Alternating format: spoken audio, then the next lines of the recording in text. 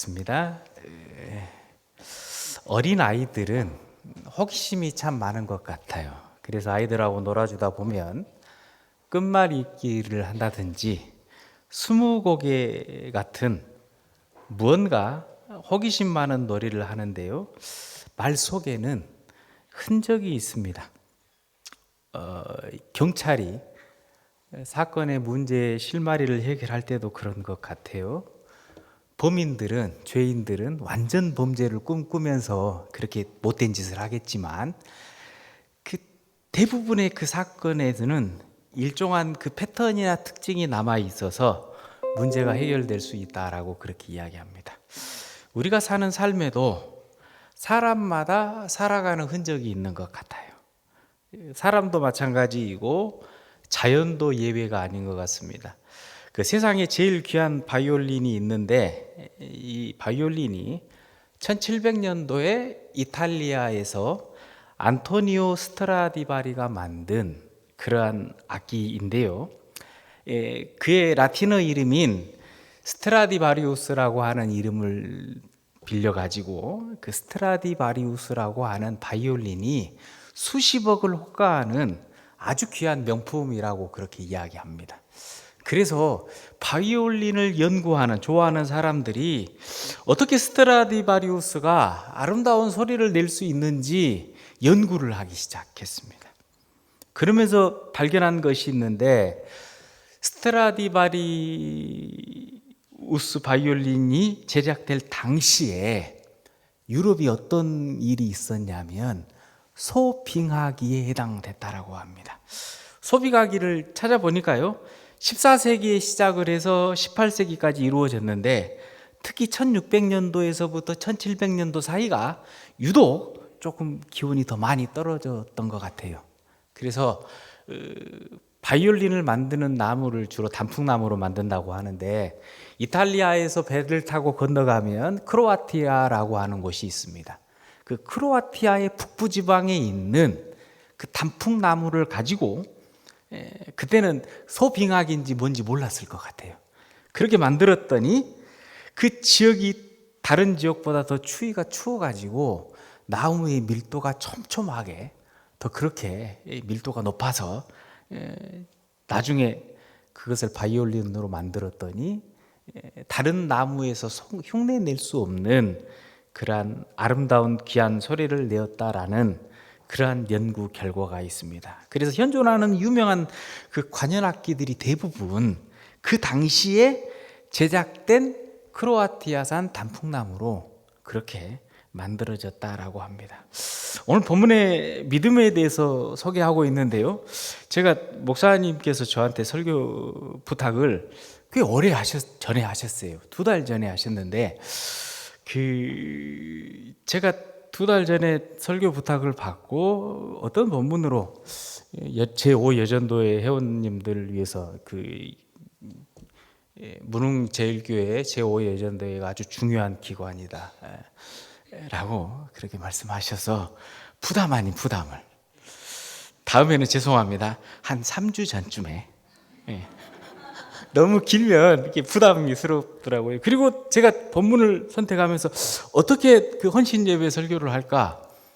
그렇게 하면서 히브리서 11장이 믿음장이니까 히브리서 11장을 가지고 헌신 예배 설교를 하면 되겠다라고 쉽게 생각을 하고 이제 히브리서 11장의 본문을 가지고 제목을 잡고 준비를 하기 시작하는데 제가 선택을 잘못했더라고요.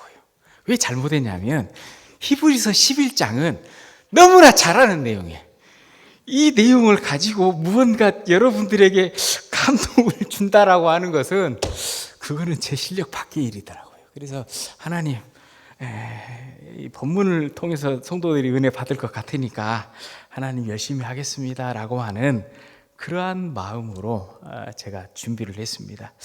이 히브리서 11장에도 우리가 중요한 그 믿음에 대한 포인트가 있는데 그것이 바로 뭐냐면 증거라고 그렇게 소개합니다.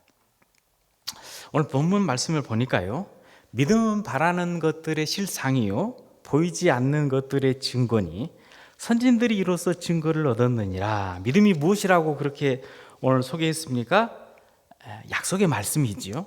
그리고 믿음의 선배들이 얻은 것이 무엇이냐면 믿음대로 살았더니 그 말씀대로 얻어지는 축복, 흔적을 받았다라는 거예요. 그리고 선진들은 누구냐면 우리와 똑같은 성도들이에요. 우리보다 먼저 예수를 믿었고 먼저 신앙생활을 했고 우리보다 먼저 앞서서 열심히 충성했던 그러한 사람들이지요. 그리고 믿음으로 모든 세계가 하나님의 말씀으로 지어진 줄을 우리가 아나니 보이는 것은 나타난 것으로 말미암아 된 것이 아니라 무엇으로 됐다라고요? 믿음으로 됐다라고 그렇게 말씀하고 있습니다. 그러면서 믿음의 사람 세 사람을 오늘 제가 본문을 선정을 했는데요. 믿음으로 아벨은 가인보다 더 나은 제사를 하나님께 드림으로 의로운 자라 하는 증거를 얻었나니 하나님이 그 예물에 대하여 증언하심이라. 그가 죽었으나 그랬죠. 아벨이 가인의 시기와 질투를 받아서 죽임을 당했죠. 그러나 지금도 그 믿음은 우리에게 어떻게 하나님 앞에 예배를 드려야 되는 것인지 소개하고 있어요. 그래서 아벨의 증거는 하나님의 앞에서 어떻게 우리가 예배 생활을 해야 되는지 그 믿음의 흔적을 우리에게 보여주었습니다. 그리고 에녹의 증거는 무엇인가요? 6절에 보니까 믿음이 없이는 하나님을 기쁘시게 해드릴 수 없다라는 것을 소개하고 있어요. 그리고 믿음으로 하나님께 나아가는 사람은 반드시 그가 계신 것과 또한 그가 자기를 찾는 자들에게 상 주시는 이심을 믿어야 할 것이다 라고 하면서 믿음의 또 다른 정의가 나오는데 그것이 무엇이냐면 믿음은 하나님을 기쁘시게 해드리는 것이다 라고 하는 그러한 말씀을 해요. 그러면서 그의 삶 동안 하나님과 동행하면서 그가 어떻게 살았는지 그 믿음의 흔적을 우리에게 보여주고 있어요. 그리고 세 번째로 믿음으로 노아는 아직 보이지 않는 일에 경고하심을 받아서 경외함으로 방주를 준비하여 그 집을 구원하였으니 이로 말미암아 세상을 정죄하고 믿음을 따르는 의의 상속자가 되게 되었느니라 라고 그렇게 오늘 본문이 소개하고 있습니다.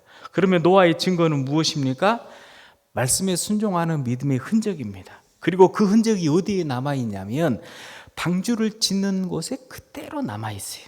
그래서 오늘 본문 말씀을 통해서 제5여전도회와 또 문흥제일교회 말씀드리고 싶은 가장 중요한 포인트는 우리가 귀한 사명을 감당할 때에 이름도 빛도 없이 그렇게 감당하는 것처럼 보이지만 그 헌신이 하나님을 기쁘시게 해드리는 헌신이라면 그 흔적은 여러분들의 마음 속에 그리고 여러분들이 사랑하는 교회 안에 그 흔적이 고스란히 남아 있다라는 거예요. 그래서 히브리서 기자는 믿음이란 사람이 아닌 하나님만을 기쁘시게 해드리는 것인데 그런데요 증거가 남는다. 제가 그래서 그 증거를 조금 더 그 와닿게 바꿔보니까 흔적, 그 전라도 사투리로 조금 더 번역해 보면 지역마다 조금씩 사투리가 다릅니다. 제가 그 있는 곳은 흔적을 태죽이라고 그렇게 이야기하더라고요. 예, 여러분들의 믿음은 태죽이 남아 있다라는 것을 여러분들이 기억하시기를 주님의 이름으로 부탁을 드립니다. 그래서 호랑이는 죽어서 가죽을 남기죠. 믿음의 성도들의 삶에는 그 믿음의 흔적이 남아있게 됩니다. 그래서 오늘 본문에서 그 믿음의 흔적을 소개하고 있는데요. 그 흔적이 무엇인지 오늘 조금 더 구체적으로 이 세 가지 믿음의 선배들의 삶을 통해서 제가 살펴보려고 합니다.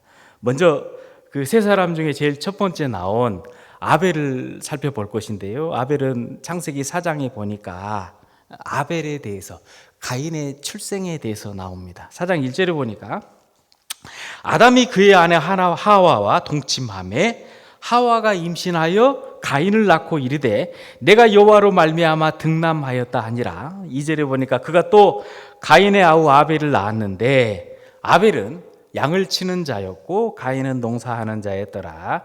세월이 지난 후에 가인은 땅의 소산으로 제물을 삼아 여호와께 드렸고 아벨은 자기도 양의 첫 새끼와 그 기름으로 드렸더니 여호와께서 아벨과 그의 제물은 받으셨으나 가인과 그의 제물은 받지 아니하신지라. 가인이 몹시 분하여 안색이 변하니. 가인을 낳고 뭐라고 그렇게 아담이 했나요? 여호와로 말미암아 등남하였다. 이 말은 아이를 주신 것이 하나님이고 하나님의 은혜에 감사한다라고 하는 표현이죠. 그러니까 가인이 태어날 때도 축복 속에서 태어났어요. 당신은 사랑받기에 태어난 사람으로. 그리고 그 동생 아벨 태어날 때도 똑같이 하나님께 영광을 올려드렸습니다. 그리고 3절을 보니까 가인과 아벨이 하나님께 제물을 드립니다. 그런데 가인은 무엇으로 드리죠? 땅의 소산으로. 아벨은 어떻게 드립니까? 그 제물, 양의 첫 새끼를 가지고 그 기름으로 그렇게 하나님 앞에 제물을 드려요. 여기서 곡식이 중요한지 양이 중요한지의 내용이 포인트가 아닙니다. 그거는 나중에 여러분들이 집에 가셔서 성경을 다시 보시기를 하고, 오늘 여기서 중요한 포인트는 하나님께서 아벨의 제사와 예배와 제물은 받으시고 가인의 제사와 예배와 제사는 받으시지 않으셨다라는 거예요. 예를 들어 한번 생각해 보면, 오늘 교회 안에 각 기관이 있는데 특별히 오늘 밤은 제5여전도회 헌신 예배를 드리는데, 이 헌신이라는 게 무엇인가요? 하나님 앞에서 열심히 충성하겠습니다. 제5여전도회가 열심히 하나님의 말씀을 붙잡고 또 우리 회장님을 비롯해서 회원들 간에 열심히 하나님의 교회를 섬겨 나가겠습니다 라고 하는 그런 다짐의 시간, 그러니까 몸과 마음으로 하나님 앞에 예배 드리는 거예요. 여기에서 몸을 드린다라고 하는 말은 자신의 몸을 제물로 드린다라고 하는 의미가 아니라 우리의 삶을 드린다라고 하는 그러한 의미의 내용입니다. 그래서 이 본문의 내용을 잘 생각해 보면 3절을 보겠습니다. 세월이 지난 후에 라고 그렇게 말씀하고 있습니다. 그러니까 세월이 지나기 전에도 가인과 아벨이 축복 속에서 태어났죠. 그리고 어렸을 때부터 하나님 말씀대로 아담과 하와가 예배드리는 모습을 보았을 거예요. 그리고 그 모습을 보고 부모님을 따라서 너희들은 예배는 이렇게 드리는 거야 라고 하는 훈련을 받았을 거예요. 그리고 세월이 지난 후에 1년인지 5년인지 10년인지는 구체적으로 기록되어 있지 않지만 우리가 유추해 볼 수 있는 것은 각각 따로 예배를 드렸으니까 둘 다 성장했다라는 것을 짐작해 볼 수 있어요. 그러니까 부모에게서 떠나서 독립을 해서 독자적으로 예배할 수 있을 만큼 시간이 되었고, 그래서 가인도 가인 나름대로 하나님 앞에 예배드렸고 아벨도 아벨 나름대로 하나님 앞에 예배를 드렸음을 우리가 미루어 짐작해 볼 수 있어요. 그런데 시간이 지나니까 가인은 하나님 앞에 예배 드리는 것이 형식은 남아있는데 내용이 사라져 버렸어요. 그래서 하나님이 보셨을 때 가인의 예배에서는 흔적이 하나도 남지 않아요. 오히려 제가 생각을 해보는데, 우리가 추수감사 주일 때 강단을 꾸미잖아요. 주로 어떻게 꾸밉니까? 소 한 마리씩 끌고 오고 돼지 한 마리씩 끌고 오고 양 한 마리 잡아서, 그런 교회는 제가 절대 못 봤어요. 곡식으로, 과일로, 야채로, 채소로 강대상에 설교를 드려야 되는데 먹음직한 수박이 딱 올라와 있어요. 저 추수감사주일 끝나고 누가 저거 먹을까? 혹시 그런 생각 하실 수도 있을 것 같아요. 사람의 눈에 보기에는 이거는 제가 해석한 겁니다. 성경에 나와 있는 거 아니에요. 그렇다고 제가 이게 성경이다라고 이야기한 거 아니니까 오해는 하지 마시고, 가인의 제사가 더 멋이 있었을 것 같아요.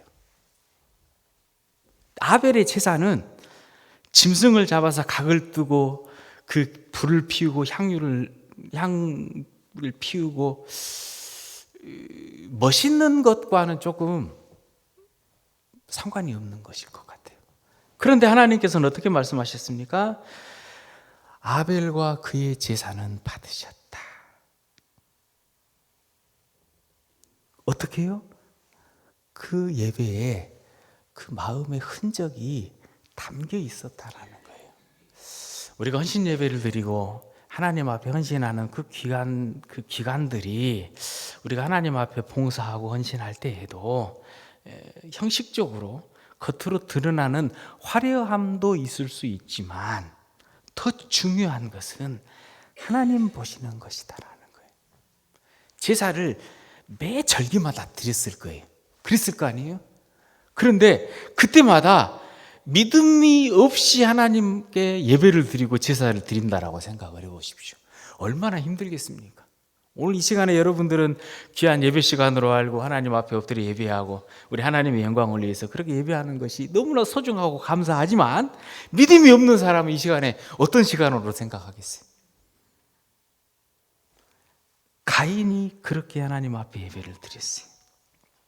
처음에는 형식적으로 드린 예배가 표가 나지 않았을 것 같아요. 그런데 그때 회개하고 돌이키면 됐는데 그때 돌이키지 못해.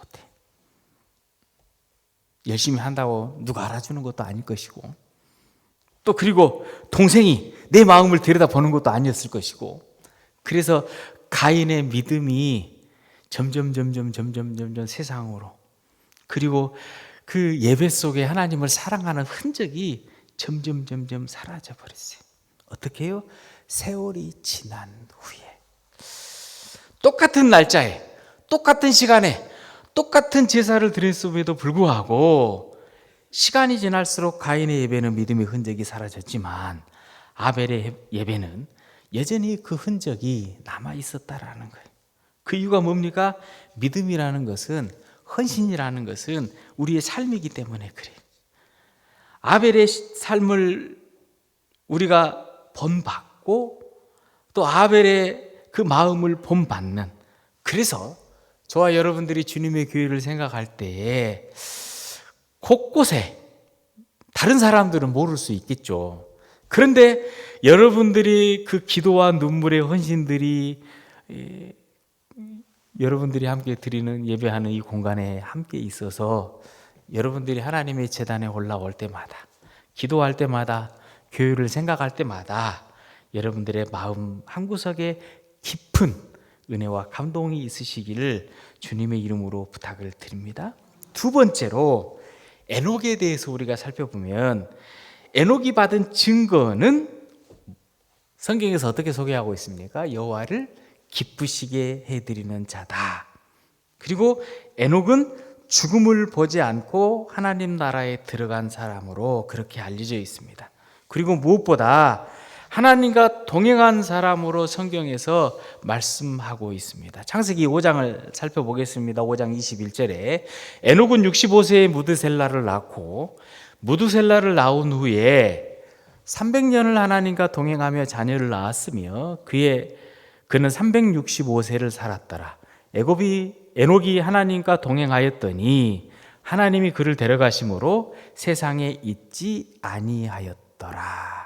에녹이 언제 죽었나요?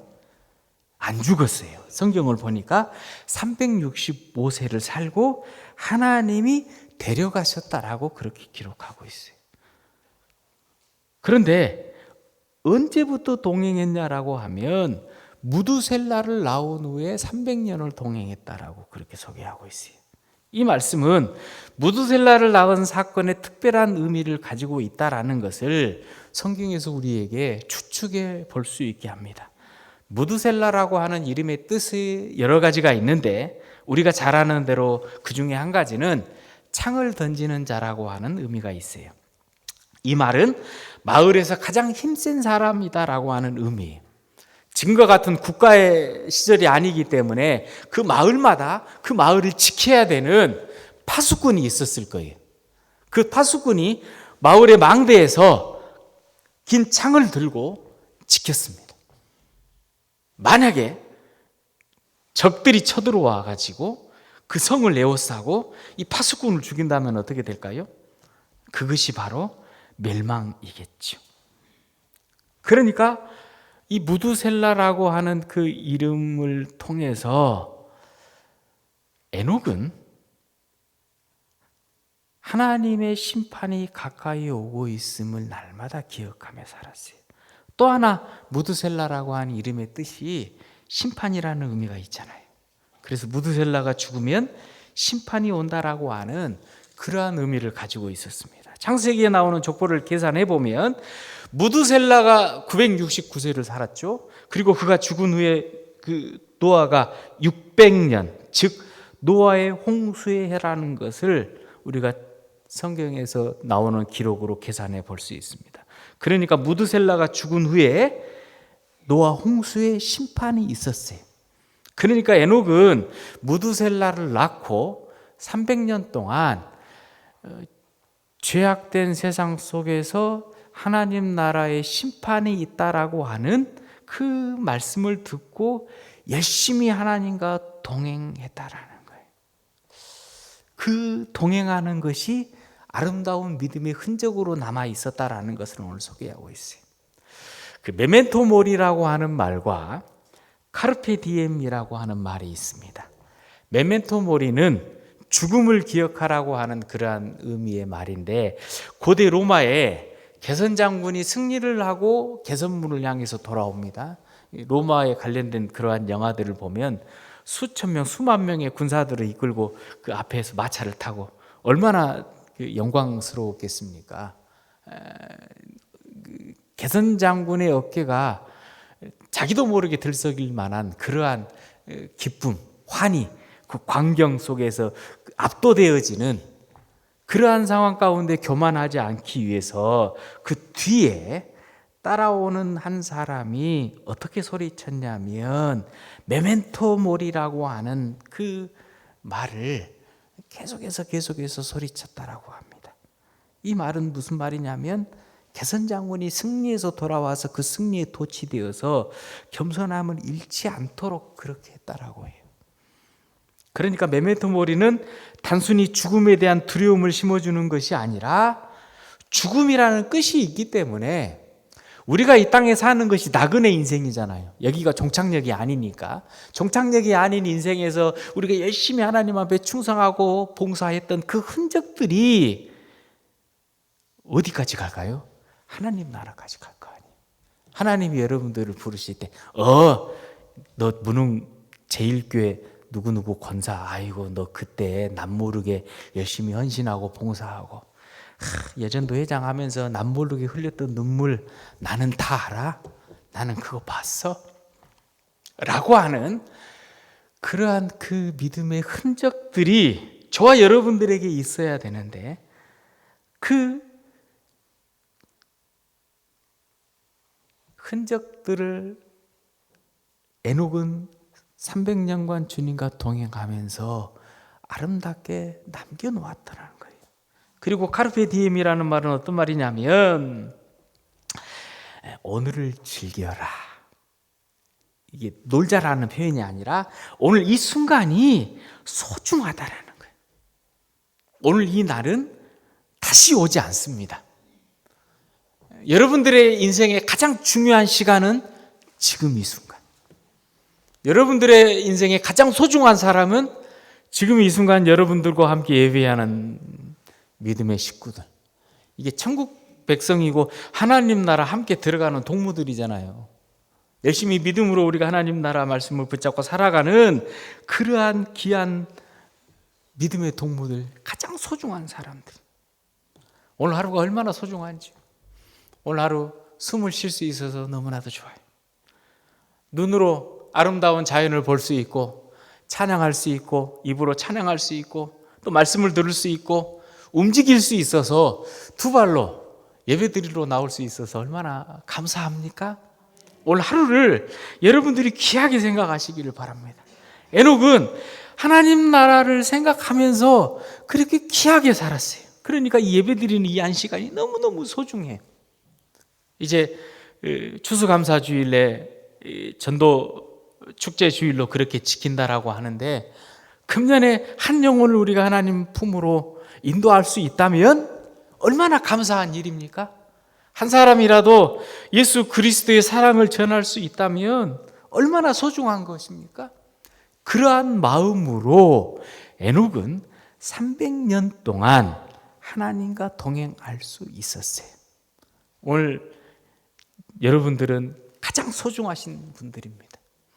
그리고 가장 소중한 사람들이고, 이 예배 시간, 이 한 시간은 여러분들의 인생에서 가장 중요한 시간이다라는 것을 기억하는 여러분들이 되시기를 바랍니다. 세 번째로 노아에 대해서 우리가 생각해 보려고 합니다. 노아는 방주를 어떻게 만들었냐면, 여호와를, 하나님을 경외함으로 방주를 만들었다라고 그렇게 소개하고 있습니다.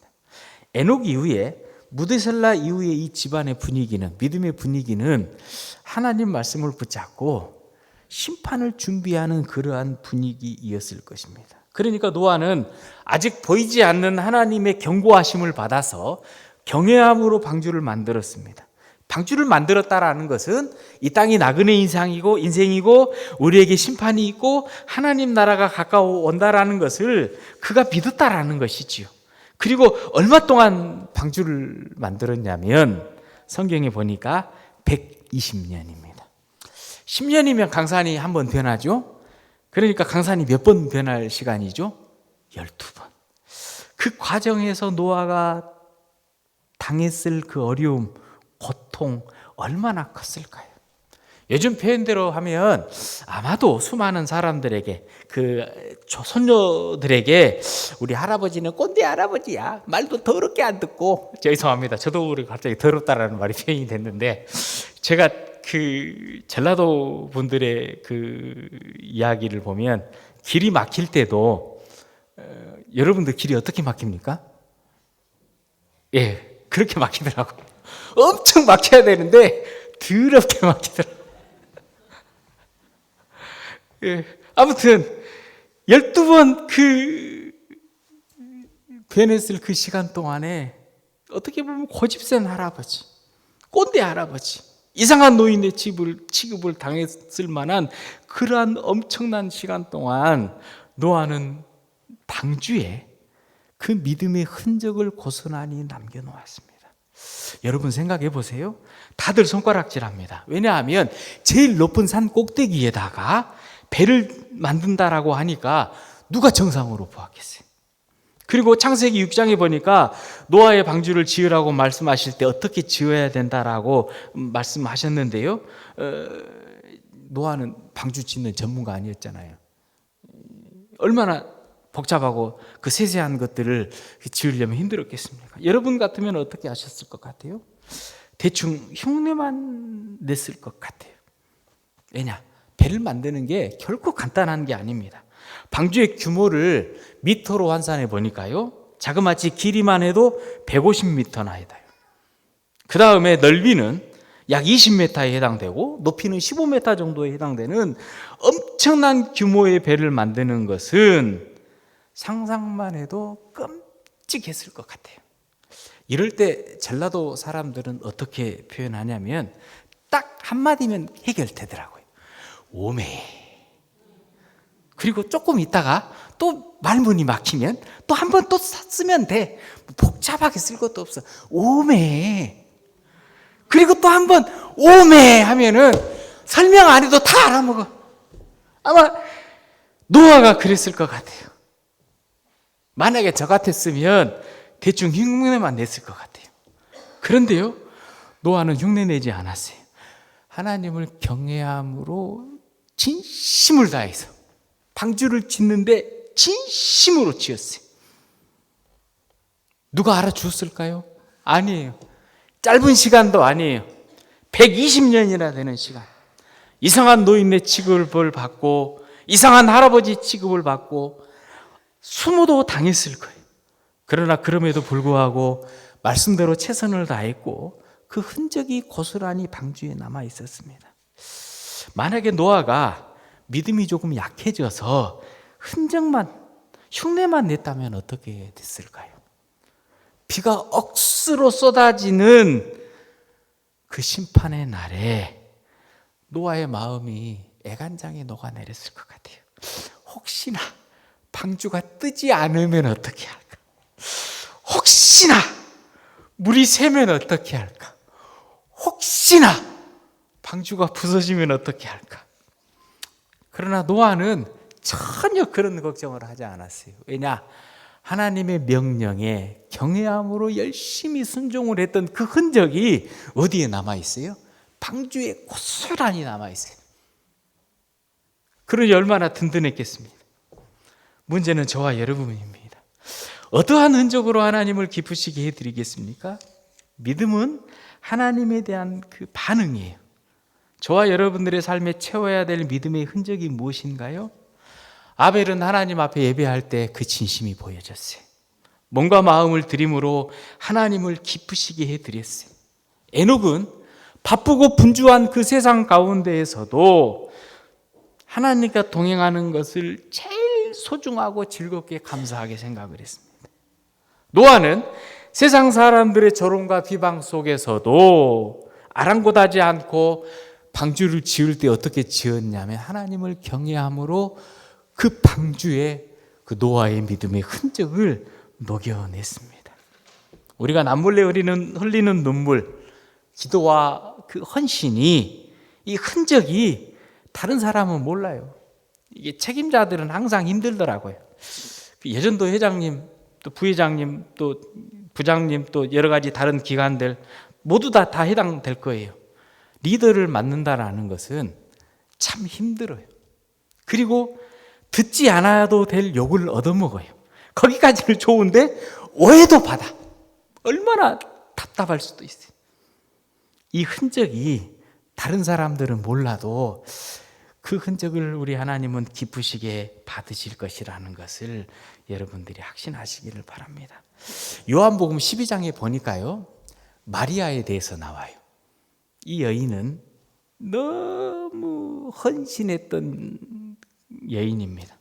예수님께 향유를 부은 사건이 나오죠. 특징적인 것은 이 아름다운 헌신이 복음이 전파되는 곳마다 이 기쁜 소식도 전파되어야 할 것이다 라고 예수님이 칭찬하셨다라는 거예요. 이 여인이 처음부터 다른 사람에게 보이려고 의도했을까요? 자랑하려고 했을까요? 결코 아닐 거예요. 이 헌신이 어느 날 갑자기 그렇게 생각나서 드려진 것일까요? 그것도 아닐 거예요. 당시의 여인들은 경제활동에 한계가 있어요. 지금처럼 물가가 풍족한 시대도 아닙니다. 어려움 속에서도 조금씩 향유를 채워나갔어요. 가장 소중한 곳에, 가장 아름다운 곳에 사용하려고 한 방울 두 방울 여러 해 모았습니다. 그리고 그것이 모아져서 옥합 향유 한 병이 되었어요. 그리고 그 가치를 300데나리온에 해당한다고 했으니까 한 데나리온이 성인 한 사람의 하루의 그 품삯에 해당되니까 수많은 시간 동안 정성껏 모았다라는 걸 알 수 있어요. 그런데 이 귀한 것을 어떻게 합니까? 예수님의 발에 부은 거예요. 그 이유가 뭐예요? 우리 죄를 위해서 십자가 지신 그 예수 그리스도를 깨달았기 때문에 그래요. 그래서 이 귀한 향유를 통하여서 귀한 이 믿음의 흔적이 지금 이 시대를 살아가는 우리에게까지 아름답게 전파되어지는 것입니다. 저는 그 스토리의 이야기에 관심이 참 많습니다. 그 이유가 우리의 삶이 이야기이기 때문에 그래요. 이 세상에서 가장 감동적인 스토리는 바로 우리 예수님의 스토리. 그리고 그 다음 감동적인 스토리는 그 예수님을 따라가는 그 믿음의 헌신의 스토리. 예수의 소망을 품고 예수의 사랑의 흔적을 남기는 그 믿음의 스토리가 가장 아름답더라고요. 우리나라의 교회사를 살펴보면 믿음의 선배들이 아름다운 믿음의 흔적을 어떻게 남겼냐면 죽음 앞에서도 결코 타협하지 않고 끝까지 하나님의 영광을 위해서 아름다운 흔적의 스토리를 남기신 분들이 너무나 많아요. 그러한 감동이 있기 때문에, 그러한 희생의 헌신이 있기 때문에 지금 우리가 너무나 편하고 감사하게 신앙생활을 할 수 있어요. 예수님이 기뻐하시는 교회일수록 이러한 아름다운 스토리의 흔적이 정말 많이 남아있더라고요. 이 수많은 감동과 은혜의 스토리들이 조금씩 켜켜이 쌓여서 아름다운 교회를 만들어 갑니다. 제5여전도회가 바로 이러한 일들에 앞장섰으면 좋겠어요. 교회 곳곳에 여러분들의 예수 사랑의 흔적에 담겨 있었으면 좋겠습니다. 여러분들의 신앙생활하는 그 신앙생활의 그 과정의 그 이야기 속에 그러한 아름다운 스토리를 전할 수 있는, 그 스토리를 이야기할 수 있는 그러한 아름다운 흔적이 여러분들에게 많이 있었으면 좋겠습니다. 교회를 사랑해서 헌신했던, 봉사했던 흔적, 말씀대로 살려고 노력하고 몸부림쳤던 그 눈물의 흔적들, 사명을 감당하기 위해서 인내하고 또 오늘 아침부터 열심히 수고했던 그 흔적들, 그리고 열심히 믿음으로 산다라고 하면서 가족들에게 더 잘해주지 못했던 그러한 미안한 마음의 흔적들까지, 그 흔적들이 오늘 우리들에게 있기 때문에 하나님의 교회가 아름답고 든든하게 서갈 수 있다라는 것을 오늘 히브리서 11장이 우리에게 말씀하고 있습니다. 우리 귀한 제5여전도의 회원님들과 또 문흥제일교회 성도님들의 그 삶의 아름다운 스토리에 예수님을 사랑했던 그 흔적들이, 그 증거들이 아름답게 남아 있으시기를 주님의 이름으로 부탁을 드립니다. 기도하겠습니다. 하나님 감사합니다. 귀한 주님의 교회를 세워주시고 주의 백성들을 붙들어 주시고